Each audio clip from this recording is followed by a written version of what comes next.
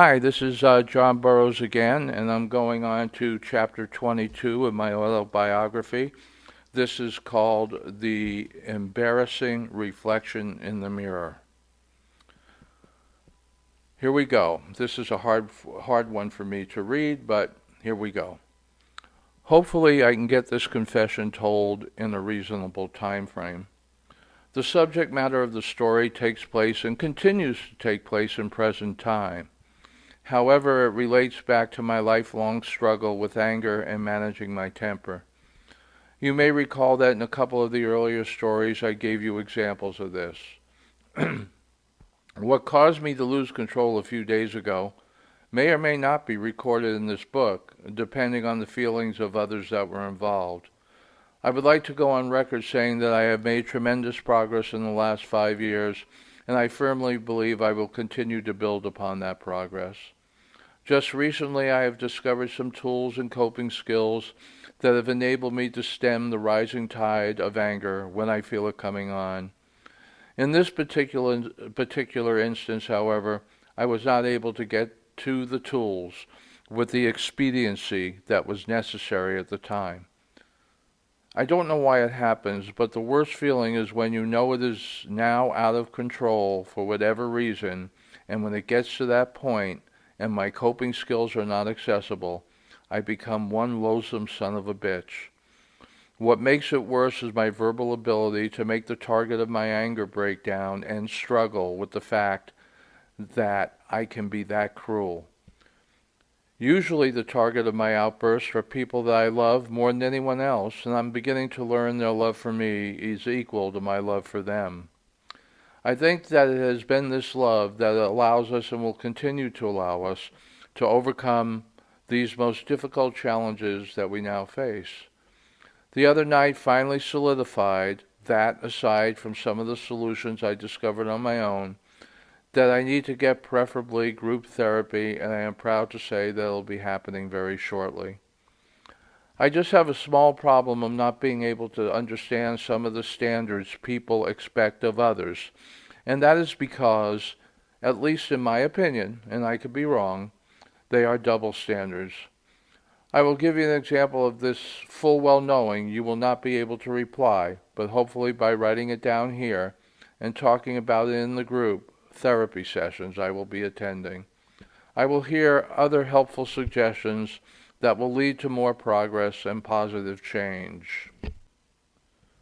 Unfortunately, I think our spouses, and in many instances holds us to standards that they have greatly admired about loved ones long before they ever said a word or even met their present husband, wife, or significant other.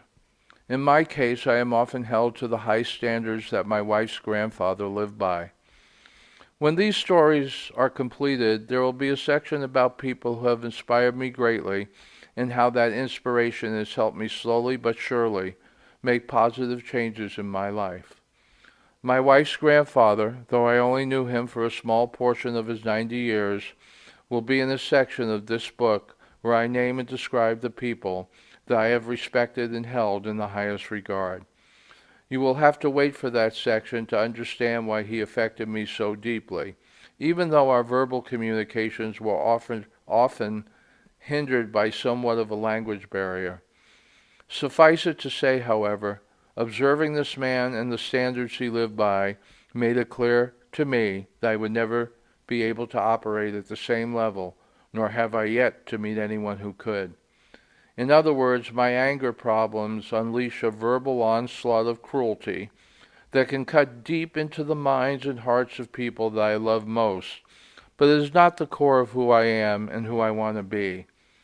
One thing I know beyond a shadow of a doubt is that no matter how much I try, I will never be able to match the greatness and kindness of a man who taught me these attributes less through speech, but more through example.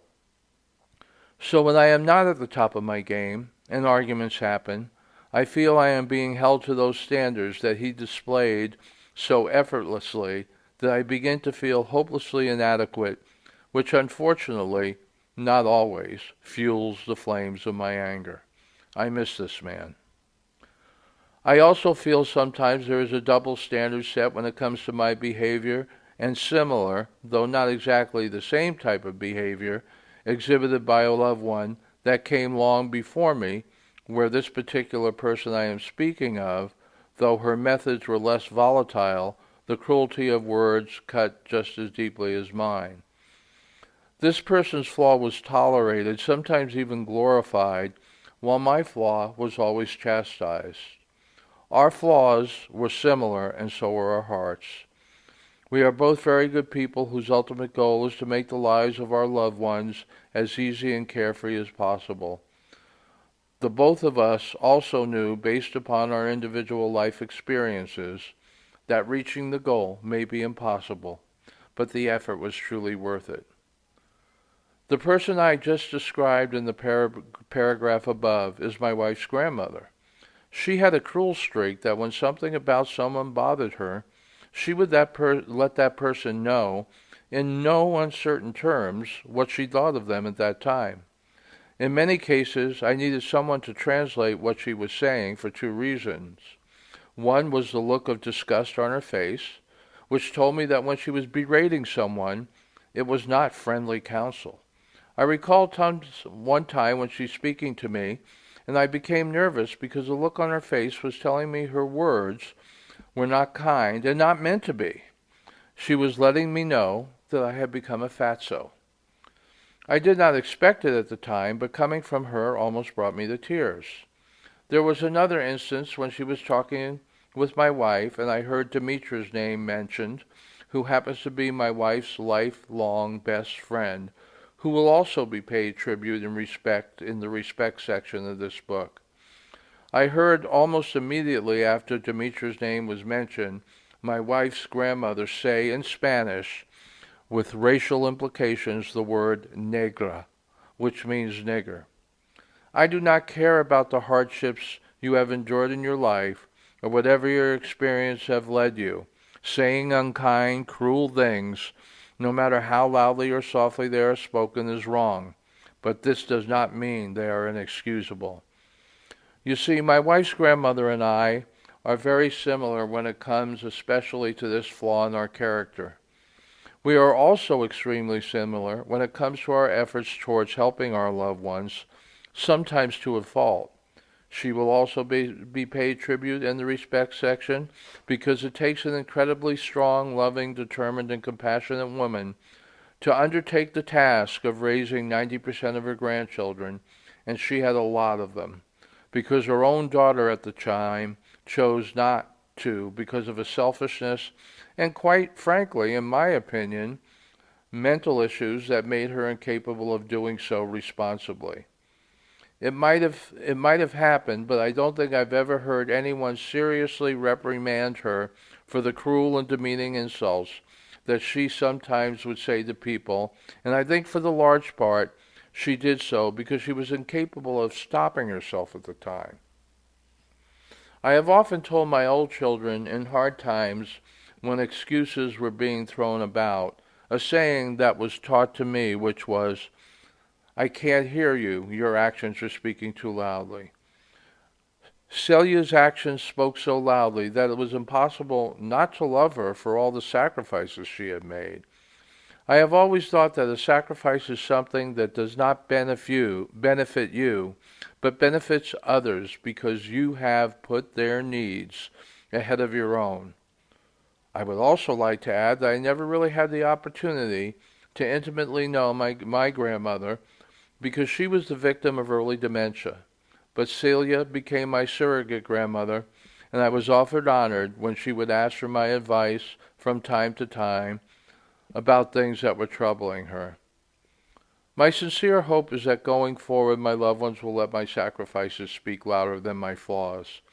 It was important for me to take this respite from my storytelling for desperately needed therapeutic reasons.